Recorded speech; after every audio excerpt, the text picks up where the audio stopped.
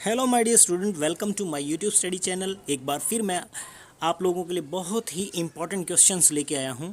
और क्वेश्चन कहां से है? इलेक्ट्रोस्टैटिक से। जैसे हमने पहले भी एक वीडियो इसके ऊपर तैयार कर रखी है, जिन्होंने नहीं देखी है वो भी देख लीजिए। बचे हुए क्वेश्चन आज हम करने जा रहे हैं।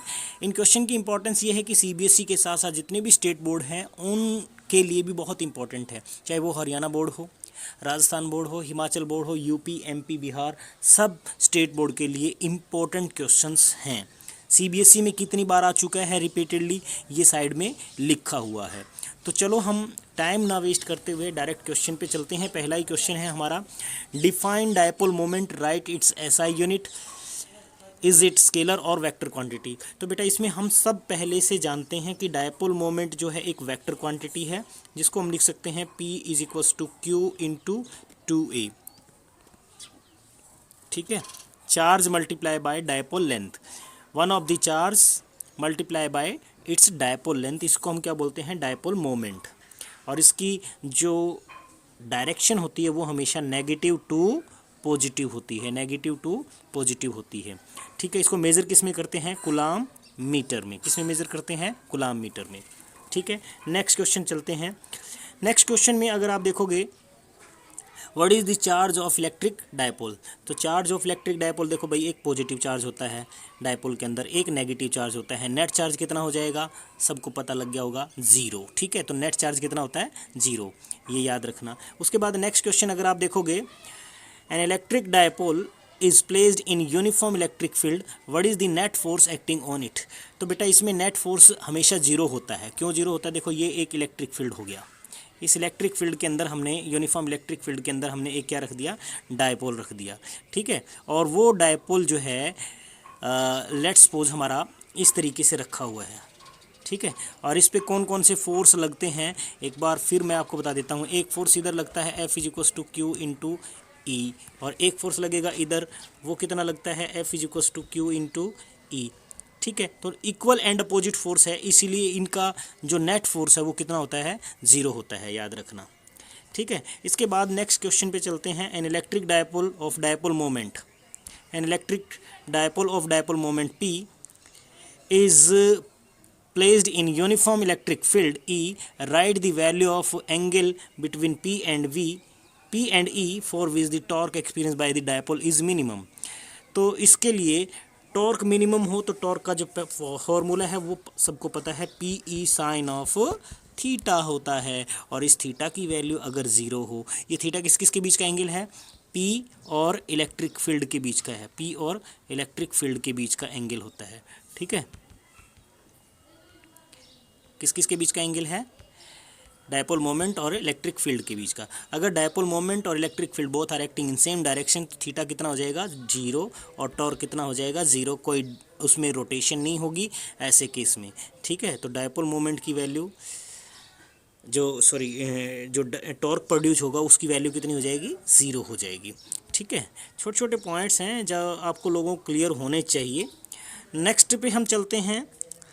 Depict the orientation of dipole in stable and unstable equilibrium in uniform electric field. देखो स्टेबल इक्विलिब्रियम के लिए जिन्होंने अच्छे से पूरे लेक्चर देखे हैं, तो स्टेबल इक्विलिब्रियम के लिए थीटा की वैल्यू कितनी होनी चाहिए? जीरो, और अनस्टेबल इक्विलिब्रियम के लिए थीटा की वैल्यू होनी चाहिए 180 डिग्री। ठीक है, स्टेबल इक्विलिब्रियम में डायपोल मोमेंट पी और ई के बीच का जो एंगल है वो जीरो होना चाहिए, और पी और ई के बीच का एंगल 180 डिग्री होना चाहिए फॉर अनस्टेबल इक्विलिब्रियम। ठीक है, ये याद रखना है। ये फिगर बना भी रखा है इसने, ये फिगर बना करके हमने दिखा रखा है। इस फिगर के अंदर ऑलरेडी सारी चीज़ गिवन है, ये अनस्टेबल के लिए और ये स्टेबल इक्विलिब्रियम के लिए। ओके, हाँ जी, नेक्स्ट चलते हैं। नेक्स्ट क्वेश्चन है, find the work done, find the work done in rotating the dipole from stable to unstable equilibrium in uniform electric field. Uniform electric field में देखो, अब उसने क्या कहा है? थीटा की वैल्यू स्टेबल इक्विलिब्रियम यानी ज़ीरो से अनस्टेबल इक्विलिब्रियम यानी theta two is equals to कहाँ पे लेके जा रहे हैं? इज इक्वल्स टू 180 डिग्री पे। तो ये फॉर्मूला यूज़ करना है अपने को। तो इसकी वैल्यू कितनी आएगी निकल के, ये हम करके देखते हैं। इसके लिए आपको याद होगा वर्क डन का जो फॉर्मूला हमने पढ़ा था, P E cos of theta 1 minus cos of theta 2, ये फॉर्मूला होता है। ठीक है, और अगर इसके अंदर हम फॉर्मूले में वैल्यू पुट करेंगे तो ये बनेगा हमारा P E P E cos of theta one की वैल्यू कोस जीरो कितना होता है 1 माइनस कोस ऑफ 180, कोस 180 की वैल्यू होती है -1, तो -1 और ये माइनस कितना हो जाएगा प्लस का 2 हो जाएगा, तो 2PE आंसर आना चाहिए इसका। तो ये देखो 2P आया हुआ है, ठीक है, ये देखो 2PE ये आंसर आ जाएगा। मैक्सिमम पोटेंशियल एनर्जी या मैक्सिमम वर्क डन होता है, ये याद भी रख सकते हो आप। इसके साथ साथ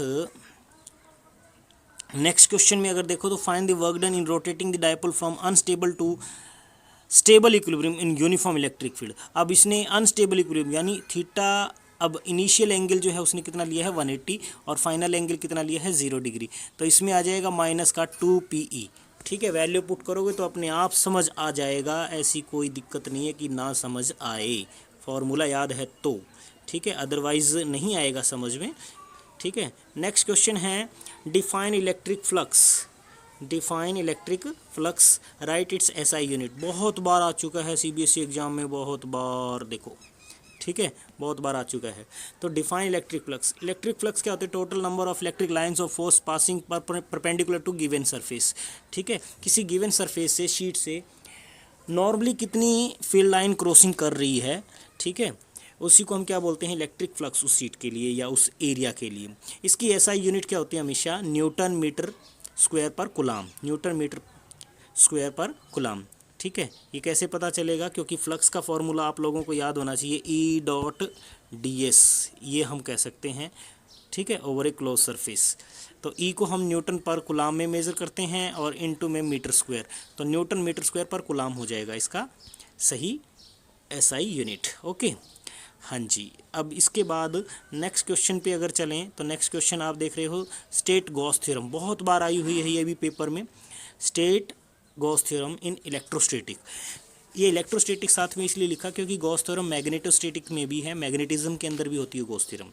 तो हम बात कर रहे हैं यहाँ इलेक्ट्रोस्टैटिक का, तो इलेक्ट्रोस्टैटिक की गॉस थ्योरम क्या कहती है, electric flux, total electric flux over a close surface is always equals to 1/एप्सिलॉन times the total charge enclosed by that surface, ठीक है। या कह सकते हैं surface integral of electric field intensity, यानी E.ds, surface integral of electric field intensity over a close surface is always equals to Q/एप्सिलॉन note, ये भी कह सकते हैं, ठीक है, ये भी हमने पढ़ा हुआ है। तो ये भी गॉस थ्योरम है। अब अपने को ये गॉस थ्योरम के बारे में पता चल चुका। नेक्स्ट क्वेश्चन चलते हैं, a charge Q is enclose by spherical surface R, its radius is doubled and reduce to half, how would the electric flux through the surface change.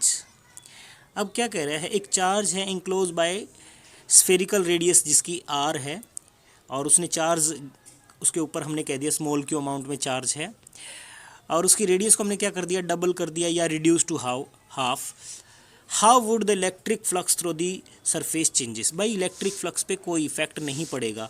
आप सोचोगे कि क्यों नहीं पड़ेगा, भाई इलेक्ट्रिक फ्लक्स क्या होता है, एक मान लिया पॉइंट चार्ज अगर मैंने ले लिया और उसका ये सरफेस आपने स्फेरिकल कंसीडर कर लिया, तो इसमें से जो फील्ड लाइन निकलेगी, तो आप रेडियस कितना भी डबल कर लो 4 टाइम कर लो, इससे उसके फ्लक्स पे कोई इफेक्ट नहीं पड़ेगा, याद रखना, ठीक है। यहाँ लिखा है no change as flux does not, no change as flux does not change on radius shape size, इन पे डिपेंड भी नहीं करता है, ये क्लियर है, ठीक है, ऑलरेडी ये अपने को पता भी होना चाहिए, ठीक है जी। हाँ, अब नेक्स्ट चलते हैं,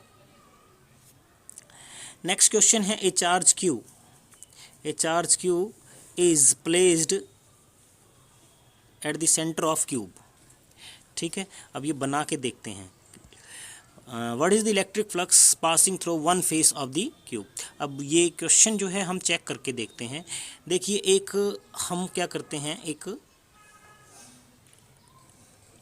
हम बनाते हैं क्यूब, और इस क्यूब का हमें क्या करना है, वन फेस से फ्लक्स फाइंड आउट करना है, ओके। हाँ, कैसे करेंगे, अब इस ये आपने बना लिया भाई, ये एक हमारा क्यूब हो गया इस तरीके से, ठीक है, और इसके सेंटर पे रखा है हमारा चार्ज, जिस चार्ज की बात कर रहे हैं। कितना चार्ज बोला इसने, क्यू चार्ज बोला है, वन फेज से कितना फ्लक्स पास आउट होगा। तो याद कीजिए गॉस थ्योरम। गॉस थ्योरम क्या कहती है, total flux through a close surface. अब ये क्लोज सरफेस है, इसका टोटल फ्लक्स कितना होगा, क्यू बाय एप्सिलॉन नॉट होगा। लेकिन कितने फेस है इस क्यूब के, टोटल कितने हैं 6, और एक फेस से पूछा है तो 1/6 हो जाएगा, तो क्यू बाय 6 एप्सिलॉन हो जाएगा। ये देखो क्यू बाय 6 एप्सिलॉन, तो ये आंसर हो जाएगा इसका। बड़ा आसान है, ठीक है। नेक्स्ट क्वेश्चन पे चलते हैं। Consider two hollow concentric sphere S1 S2 enclosing charges 2Q and 4Q respectively as shown in figure. ये फिगर बना रखा है। एक अंदर का स्फीयर है जिसपे 2Q अमाउंट में चार्ज है, एक S2 है जिसपे 4Q चार्ज है। अब क्या कह रहा है वो समझते हैं। हमें बोल रहा है find out the ratio of electric flux through them. बहुत आसान क्वेश्चन है, डरने की ज़रूरत नहीं है। आसान कैसे है उसको समझते हैं। देखो, सबसे पहले तो यहाँ इसने पूछा इलेक्ट्रिक फ्लक्स का रेशियो। तो पहला अंदर वाला जो फ्लक्स, अंदर वाले जो हमारा स्फीयर है जिसपे 2Q अमाउंट में चार्ज है, यानी स्फीयर S1, ठीक है, जिसमें स्फीयर S1 की हम बात कर रहे हैं, ये स्फीयर S1, तो इस पे चार्ज कितना है 2Q। अब इसका फ्लक्स कितना हो जाएगा, इसका हो जाएगा भाई चार्ज अपॉन में एप्सिलॉन नोट। तो ये देखो φ1 निकाल रखा है, इसका फ्लक्स हो जाएगा 2Q अपॉन में एप्सिलॉन नोट। अब बात करते हैं अंदर वाले स्फीयर की, अंदर सॉरी आउट वाले, आउट में कितना है 4Q, तो ये हो गया जो इसके खुद के ऊपर है, और जो अंदर स्फीयर है वो भी तो इसी के अंदर है, तो उसका चार्ज भी ऐड हो जाएगा, यानी 2Q वो भी ऐड हो जाएगा। ओके, तो टोटल कितना हो जाएगा 6Q और डिवाइड बाय एप्सिलॉन, तो ये आ गया, ठीक है। दोनों का फ्लक्स अपने को पता चल गया। अब इसी तरीके से हम बात करते हैं इनके रेशियो की। तो रेशियो की बात करेंगे φ1 ओवर φ2, φ1 ओवर φ2 कितना आ जाएगा 1:3 आ जाएगा सिंपली, ठीक है। तो ज़्यादा बहुत मुश्किल नहीं है। जब आप क्वेश्चन को पढ़ते हो तो मुश्किल लगेगा, और जब आपके कंसेप्ट क्लियर है तो क्वेश्चन मुश्किल नहीं है भाई। ये क्वेश्चन जो है जब आए थे पेपर में तो शायद सबको ही टफ लगे होंगे, लेकिन अगर आप बिल्कुल शिद्दत से आपने पढ़ाई की है तो मुश्किल नहीं है, ठीक है। नेक्स्ट क्वेश्चन इसने क्या पूछा था, how will the electric flux through this sphere S1 change if the medium of dielectric constant epsilon r is introduced in the space inside S1 in place of air।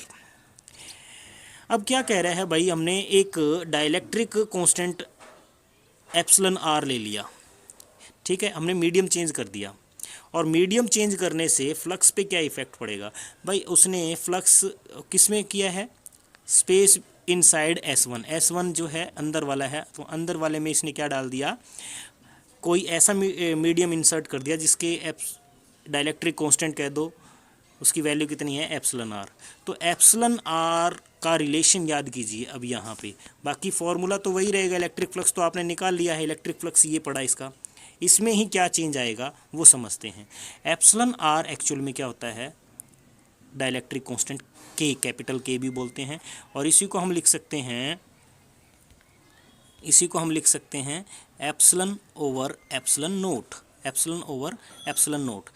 तो अब epsilon medium आपने insert किया है तो उसकी electrical permittivity क्या होगी, electrical permittivity हो जाएगी एप्सिलॉन, क्रॉस मल्टीप्लाई कर दो एप्सिलॉन r इंटू एप्सिलॉन, तो ये देखो यहाँ पे ये आया हुआ है, K टाइम्स हो जाएगी, क्रॉस मल्टीप्लाई कर दो K टाइम्स हो जाएगी एप्सिलॉन नॉट इंटू K, यहाँ पे लिख रखा है, और ये K को हम एप्सिलॉन r भी बोल सकते हैं, सिंपल, ठीक है, समझ आ गया होगा। चलो भाई अब नेक्स्ट क्वेश्चन पे चलते हैं। नेक्स्ट क्वेश्चन है हमारा इसी के साथ, define electric potential energy of system of charges. Define electric potential energy of system of charges, तो ये पढ़ा हुआ होगा आपका, सिंपल क्वेश्चन ही पूछा इसने, एक डेफिनेशन टाइप में ही जा सकते हैं इसको। It is defined as the total amount of work done, it is defined as the total amount of work done in placing the charges to their respective position to constitute the system by bringing them from infinity। Question समझ नहीं आया होगा, इसको हम थोड़ा सा brief में समझते हैं, ठीक है। देखो मान लिया कि एक सिस्टम हमें तैयार करना है, ये है, एक चार्ज यहाँ लेके आना है, एक चार्ज यहाँ लेके आना है, एक चार्ज यहाँ लेके आना है, तो आपने जो भी वर्क डन किया वो क्या हो जाएगा, उस सिस्टम की पोटेंशियल एनर्जी होगी, इलेक्ट्रिक पोटेंशियल एनर्जी हो जाएगी उस सिस्टम की, समझ आ गया। हाँ, अब नेक्स्ट क्वेश्चन इसने क्या किया, right expression of electric potential energy of system of two charges. Two charges के लिखना है, तो टू चार्जेस के लिए आप बड़े आसानी से लिख सकते हो। एक चार्ज यहाँ पे पड़ा है, एक यहाँ पे, इसका है Q1 और इसका है Q2। Let's suppose they are separated by distance r, तो पोटेंशियल एनर्जी का फॉर्मूला बन जाएगा Q1 Q2 divide by 4 pi epsilon r। ठीक है, r स्क्वायर मत कर देना, इलेक्ट्रोस्टैटिक फोर्स होता है वो। हमारा नेक्स्ट क्वेश्चन बनता है the figure shows the field lines for positive charge. What will be the sign of potential energy difference of a small negative charge between the Q and P? देखो क्या बोला इसने, Q और P point के बीच में एक small negative charge हमने place कर दिया। यहाँ इनके बीच में ये दो P और Q पॉइंट नज़र आ रहे हैं, इनके बीचों बीच हमने क्या किया, एक नेगेटिव चार्ज प्लेस कर दिया। तो कह रहा है what will be the sign of potential energy difference of small negative charge between Q and P। अब देखो ये जो आएगा, ये Q पॉइंट का जो पोटेंशियल एनर्जी है वो ग्रेटर है as compare to potential energy of P point. ठीक है, तो इनका जो डिफरेंस आएगा potential energy of Q minus potential energy of P is always greater than zero आएगा। ओके, ये चीज़ याद रखना। ठीक है, इसके पीछे रीज़न क्या है, क्योंकि जो पोटेंशियल एनर्जी होती है वो पॉजिटिव चार्ज और नेगेटिव चार्ज के लिए हमेशा नेगेटिव होती है, और नेगेटिव चार्ज के लिए थोड़ी ज़्यादा होगी, सीधी सी बात है, मोर नेगेटिव होगी। ये रीज़न हो गया इसका। ठीक है, हाँ जी। नेक्स्ट क्वेश्चन पे चलते हैं। नेक्स्ट क्वेश्चन हमारा क्या कह रहा है, इसको समझते हैं। नेक्स्ट क्वेश्चन कह रहा है figure shows the field line of negative charge. अब नेगेटिव चार्ज हो गया, क्वेश्चन सेम है, give the sign of potential energy difference of small negative charge between. अब इसका उल्टा हो जाएगा, अब नेगेटिव चार्ज यहाँ नेगेटिव है, वहाँ पहले क्या था, पॉजिटिव था, यहाँ नेगेटिव है। अब उसका उल्टा होगा, ए पॉइंट का जो नज़दीक है उसकी पोटेंशियल एनर्जी ज़्यादा होगी as compare to farthest point. ठीक है, तो ये क्या आ जाएगा, इस बार UA माइनस UB ग्रेटर देन जीरो आएगा। फिर यहाँ पे रीजन वही है, potential energy for two negative charge is positive. दोनों नेगेटिव चार्ज हो गई, यहाँ पे भी, तो दोनों की वजह से क्या होगा, पॉजिटिव हो जाएगी। ठीक है, potential energy of negative charge is more positive at A. ठीक है, ये चीज़ याद रखना है आपको। हाँ जी, नेक्स्ट क्वेश्चन पे चलते हैं। अब हमारे नेक्स्ट क्वेश्चन पे आप देखोगे तो नेक्स्ट क्वेश्चन क्या कह रहा है, अगेन कुछ वैसा ही है, ये क्वेश्चन रिपीटेडली पूछा गया था। The figure shows the field lines for positive charge. Is the work done by field in moving a small positive charge from Q to P is positive or negative? Justify your answer। ठीक है, question बिल्कुल वैसा ही है, potential के लिए दे रखा है positive charge. ठीक है, बीच में कहाँ, यहाँ बीच पे क्या है, पॉजिटिव चार्ज ले रखा है, और P पॉइंट है नज़दीक में इसके, और Q पॉइंट थोड़ा दूर है। अब इसने क्वेश्चन क्या है, is the work done by field in moving a small positive charge from Q to P, यानी Q से P की तरफ हम लेके आएंगे तो क्या होगा, पॉजिटिव होगा या नेगेटिव होगा work done. Justify your answer. तो ये वर्क डन क्या होगा, नेगेटिव होगा। रीज़न क्या है, क्योंकि जो P पॉइंट का पोटेंशियल है, P पॉइंट का जो potential it is greater than Q point के पोटेंशियल से। ठीक है, जो दूर है उसके पोटेंशियल से ये नज़दीक का पोटेंशियल जो है क्या है, ज़्यादा है, पॉजिटिव चार्ज है। और पॉजिटिव चार्ज के लिए आपको वैसे भी पता है V is inversely proportional to R होता है, V is inversely proportional to R। R जिसका कम है उसका P पॉइंट ज़्यादा होगा पॉजिटिव चार्ज के लिए, ये याद रखना। इसीलिए VP माइनस VQ क्या होगा, ग्रेटर देन जीरो। ठीक है, और इसी तरीके से वर्क डन के फॉर्म में भी लेके आ सकते हैं, क्योंकि पोटेंशियल वर्क डन क्या होता है, पोटेंशियल इनटू चार्ज, या फिर कह सकते हैं potential is equals to work done per unit charge. ठीक है, देखो यहाँ लिख भी रखा है वो सारी चीज़, रीजन आपको समझ आने चाहिए जिन्होंने पढ़ रखा है, तो ये क्लियर हो गया आप लोगों का। इसी तरीके से नेक्स्ट है काइनेटिक एनर्जी। ये काइनेटिक एनर्जी का कंसेप्ट भी दे रखा है। The field line of negative charge as shown in figure, does the kinetic energy of small negative charge increase or decrease in going from B to A। Kinetic energy पे जब जाते हैं तो सीधी सी बात है, वर्क डन की ही बात कर रहा है, ये चीज़ समझ लो। ठीक है, यानी उसने वर्क डन की बात की है, तो वर्क डन के ऊपर क्या इफेक्ट पड़ेगा, वही काइनेटिक एनर्जी पे होगा। तो काइनेटिक एनर्जी यहाँ पे डिक्रीज होगी नेगेटिव चार्ज के लिए। As the negative charge move from B to A it experiences more repulsion. तो जितना ज़्यादा रिपल्सन होगा पोटेंशियल एनर्जी क्या होगी, ठीक है, इट्स वेलोसिटी डिक्रीजेस। रिपल्शन होगी तो वेलोसिटी क्या होती चली जाएगी, डिक्रीज होती चली जाएगी, यानी काइनेटिक एनर्जी डिक्रीज होती चली जाएगी, क्योंकि काइनेटिक एनर्जी किस पे डिपेंड करती है, वेलोसिटी पे डिपेंड करती है। ओके, हाँ, अब नेक्स्ट क्वेश्चन पे चलते हैं। Define equipotential surface. Equipotential surface क्या होता है? किसी भी चार्ज के चारों तरफ का एक इमेजिनरी सरफेस होता है। जैसे ये एक स्फेरिकल इमेजिनरी सरफेस हमने कंसीडर कर लिया, ये हमारा पॉइंट चार्ज है यहाँ, ठीक है, ये पॉइंट चार्ज है। तो इसके हर एक पॉइंट के ऊपर, इस सरफेस के हर एक पॉइंट के ऊपर जो पोटेंशियल होगा वो क्या होगा? पोटेंशियल क्या होगा? सेम होगा। यहाँ पे मान लिया आपने, यहाँ पे कंसीडर कर लिया, यहाँ यहाँ यहाँ यहाँ, क्योंकि पोटेंशियल जो है वो किस पे डिपेंड करता है? Directly proportional to charge and inversely proportional to distance. अब रेडियस है, इसके लिए रेडियस तो सेम रहेगी। चार्ज यहाँ पे सेंटर पे आपने रखा क्यू, वो दोनों ही सेम है, इसीलिए इस सरफेस के ऊपर जो पोटेंशियल होगा वो क्या होगा? इस चार्ज से सेम होगा। इसीलिए हम इसको क्या बोलते हैं? Equipotential surface. A surface drawn in electric field at which every point has same potential, ठीक है, सेम पोटेंशियल जहाँ पे, उसको हम इक्विपोटेंशियल सरफेस बोलेंगे।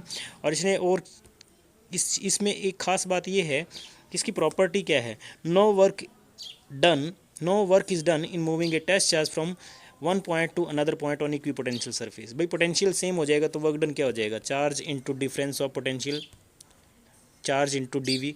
तो डिफरेंस ऑफ पोटेंशियल क्या हो जाएगा? जीरो, क्योंकि पोटेंशियल सेम है भाई, ठीक है, इसीलिए। और इसके साथ साथ दूसरी प्रॉपर्टी क्या है? Electric field is always normal to the equipotential surface. Equipotential surface से इलेक्ट्रिक फील्ड लाइन हमेशा क्या होगी? नॉर्मल होगी। परपेंडिकुलर ड्रॉ करके देखोगे, टेंजेंट ड्रॉ करोगे तो फील्ड लाइन के साथ में हमेशा क्या होती है? 90 डिग्री पे होती है। और इसके और अगर हम फीचर्स को समझें, प्रॉपर्टीज़ को समझें, no two equipotential surface can intersect each other, ठीक है। अगर इंटरसेक्ट करेंगे there will be two direction at the same point, ठीक है, जो कि पॉसिबल नहीं है। Equipotential surfaces are closer in region of strong field. जहाँ स्ट्रॉन्ग फील्ड होगा तो इक्विपोटेंशियल सरफेस क्लोज होंगे, और जहाँ रीजन वीक होगा फील्ड का, वहाँ पे इक्विपोटेंशियल सरफेसेस के बीच में गैप ज़्यादा होगा। ओके, तो नेक्स्ट क्वेश्चन पे चलते हैं भाई। नेक्स्ट क्वेश्चन है, for any charge configuration equipotential surface through a point is normal to the electric field, justify this on statement, ठीक है, इस स्टेटमेंट को जस्टिफाई करना है। For any charge configuration equipotential surface through a point is normal to the electric field. Equipotential surface किसको बोलते हैं? Equipotential surface पे V1 = V2 = V3, यानी वो पॉइंट जिस पॉइंट के ऊपर पोटेंशियल सेम है वो हमारा क्या है? Equipotential surface. और इक्विपोटेंशियल सरफेस पे अगर किसी भी चार्ज को हम एक पॉइंट से, इक्विपोटेंशियल के सरफेस के एक पॉइंट से दूसरे पॉइंट पे लेके जाएंगे, पोटेंशियल सेम है तो वर्क डन क्या हो जाएगा? ज़ीरो हो जाएगा, ठीक है। तो हम क्या लिख सकते हैं कि भाई वर्क डन जो होता है वो force into displacement into cos of theta. तो ना तो डिस्प्लेसमेंट जीरो है, ना फोर्स आपने जीरो लगाया, तो डेफिनेटली कोस फंक्शन जो है, कोस थीटा क्या है? वो जीरो है, यानी थीटा = 90 डिग्री है। इस तरीके से समझ सकते हैं इसको। तो कहने का मतलब, क्वेश्चन क्या कह रहा है भाई? जो हमारा इक्विपोटेंशियल सरफेस है वो इलेक्ट्रिक फील्ड के लाइन के साथ में हमेशा 90 डिग्री पे होता है, ये चीज़ प्रूव करनी है, ठीक है। नहीं समझ में आया तो एक बार फिर से देख लो भाई क्या कह रहा है। W = क्या होता है? Charge into difference of potential. Potential दो पॉइंट का, यहाँ पे पोटेंशियल क्या है? सेम है। पोटेंशियल क्या है? सेम है इक्विपोटेंशियल सरफेस के ऊपर। तो जो डिफरेंस ऑफ पोटेंशियल आएगा वो क्या होगा? ज़ीरो। सो वर्क डन भी कितना हो जाएगा? ज़ीरो। और वर्क डन होता क्या है? Force into displacement into cos of theta. अब एक पॉइंट से दूसरे पॉइंट पे आप लेके गए तो डिस्प्लेसमेंट जीरो नहीं है, ना ही फोर्स जीरो है, तो डेफिनेटली कोस थीटा जीरो है। कोस थीटा जीरो होने का मतलब कब जीरो होगा? जब थीटा की वैल्यू 90 डिग्री होगी, यानी इक्विपोटेंशियल सरफेस के साथ 90 डिग्री पे होता है इलेक्ट्रिक फील्ड, ठीक है, ये याद रखना। हाँ, नेक्स्ट है, no work done in moving a charge from one point to another point on equipotential surface why. ये फिर वही सेम क्वेश्चन आ गया। तो पोटेंशियल सेम है तो इसलिए डिफरेंस ऑफ पोटेंशियल जीरो हो जाएगा, वर्क डन भी जीरो हो जाएगा, ठीक है। Next, can electric field exist tangential to an equipotential surface? कभी भी टेंजेंशियल नहीं हो सकता इक्विपोटेंशियल सरफेस के। ये जैसे मान लिया कि इक्विपोटेंशियल सरफेस ड्रॉ कर दिया, तो इसके साथ में फील्ड लाइन हमेशा क्या होती है? 90 डिग्री पे होती है। होती क्यों है ये भी हम पढ़ चुके हैं, होती क्यों है वो भी पढ़ लिया है। मैंने कहा था कि ना तो वर्क डन अगर हम बात करते हैं तो force into displacement into cos of theta, और कोस थीटा की वैल्यू हमने क्या रखी थी? ज़ीरो रखी। कब होती है? जब थीटा की वैल्यू 90 डिग्री हो। इस तरीके से। Why does why do the equipotential surface due to uniform electric field not intersect each other? Intersect क्यों नहीं करते? तो अगर इंटरसेक्ट करेंगे तो इंटरसेक्शन पॉइंट के ऊपर there will be two direction of electric potential, there will be two values of electric potential which is not possible. ठीक है, तो ये हम कह सकते हैं। Why equipotential surfaces about a single charge are not equidistant? Why the equipotential surfaces about a single charge are not equidistant? या फिर इसको ऐसे भी पूछा गया था, why does the separation between the successive equipotential surfaces get wider as the distance from the charges increases? तो भाई इसका सीधा सीधा जो मतलब है वो ये है कि हमने इलेक्ट्रिक फील्ड पढ़ा हुआ है -dV/dr होता है। ठीक है, इसके मैग्नीट्यूड की अगर हम बात करें, तो मैग्नीट्यूड में माइनस साइन कवर करने की ज़रूरत नहीं है, फॉर्मूला ये हो जाएगा, और डी आर की वैल्यू निकालोगे तो dV/E हो जाएगा। ठीक है, और अब यहाँ पे देखेंगे as the distance increases, distance increase होगा तो इलेक्ट्रिक फील्ड की वैल्यू क्या होगी? डिक्रीज होगी। डिस्टेंस आप इंक्रीज कर रहे हो तो फील्ड क्या होगा? डिक्रीज होगा। इन्वर्सली है भाई, डिस्टेंस को इंक्रीज करो, डी आर की वैल्यू इंक्रीज कर रहे हो तो फील्ड क्या होगा? डिक्रीज होगा, इलेक्ट्रिक फील्ड क्या होगा? डिक्रीज होगा। ठीक है, हाँ, तो फिर इसने क्या कहा? D R will be large, hence equipotential surface get wider. तो ये है इसका, क्योंकि डी आर जितना ज़्यादा होगा इक्विपोटेंशियल सरफेस के बीच का डी वी जो है वैल्यू वो ज़्यादा होगा। ठीक है, वाइडर होगा, equipotential surface get wider. That's why the equipotential surface are not equidistance. और ये पहले भी पढ़ चुके हैं, जहाँ जहाँ इलेक्ट्रिक फील्ड स्ट्रॉन्ग होगा वहाँ पे जो इक्विपोटेंशियल सरफेसेस हैं हमारे, उनके बीच में गैप कम होगा, और जितना इक्विपोटेंशियल सरफेसेस के बीच में गैप ज़्यादा, इसका मतलब वहाँ फील्ड क्या होगा? वीक होगा। नेक्स्ट इसने कहा है draw the equipotential surface in uniform electric field. तो ये ड्रॉ कर सकते हैं भाई, ये सीट हो गई, इनके साथ में नॉर्मली बिल्कुल पैरेलल लाइन्स होंगी। ठीक है, draw the equipotential surface crossing the electric field line for positive charge, यानी Q ग्रेटर देन 0 कह दो, या -Q लेस देन 0 कह सकते हो, तो इनका इक्विपोटेंशियल सरफेस आप ड्रॉ कर सकते हो। बस डायरेक्शन ऑफ फील्ड लाइन जरूर देखना है। इक्विपोटेंशियल सरफेस के साथ यहाँ बाहर की तरफ निकल रही है पॉजिटिव चार्ज के लिए, नेगेटिव चार्ज के लिए एंटर करती हुई होगी। ठीक है, ये कोई बड़ा टफ क्वेश्चन नहीं है, फील्ड लाइन के लिए भी पूछा जाता है सेम क्वेश्चन। नेक्स्ट क्वेश्चन है draw the equipotential surface electric dipole. Electric dipole का ये हो गया, एक पॉजिटिव चार्ज एक नेगेटिव चार्ज। इसमें जो डैश लाइन है इनको थोड़ा सा ध्यान से देखो, यहाँ पे काफ़ी क्लोज हैं और यहाँ इनके बीच में गैप ज़्यादा है, इधर भी क्लोज है और इधर गैप ज़्यादा है। बाकी इलेक्ट्रिक डायपोल में फील्ड लाइन बना रखी है, सॉलिड लाइन जो है, और डैश लाइन से इक्विपोटेंशियल सरफेस को शो किया है। ठीक है, हाँ, और 2 पॉजिटिव चार्ज के लिए, तो 2 पॉजिटिव चार्ज के लिए ये हो गया। सेम चार्ज होंगे तो इक्विपोटेंशियल सरफेस बीच में जो है गैप ज़्यादा होगा और बाहर की तरफ गैप कम होगा, ये ध्यान रखना है बस। नेक्स्ट क्वेश्चन है हमारा, ए charge Q is being moved from point A above a dipole of dipole moment P to a point B below the dipole in equatorial plane without acceleration. Find the work done in process. देखो क्या कह रहा है, एक charge है, ये हमारा dipole है। ठीक है, इस डायपोल के अंदर negative charge positive charge, okay, और इसके अंदर हमारा जो चार्ज है, एक कोई चार्ज होगा Q, कह रहा है कि a small charge Q is moved from point A to B, यहाँ से यहाँ मूव कर दिया आपने। तो यहाँ पे वर्क डन 0 क्यों है, इसका रीज़न हम आपको बताते हैं। इसके रीज़न क्या है, आपको याद होगा कि इक्वेटोरियल लाइन के ऊपर जो पोटेंशियल होता है वो हमेशा कितना होता है? 0 होता है, ये याद रखना। यानी VA की वैल्यू भी कितनी है?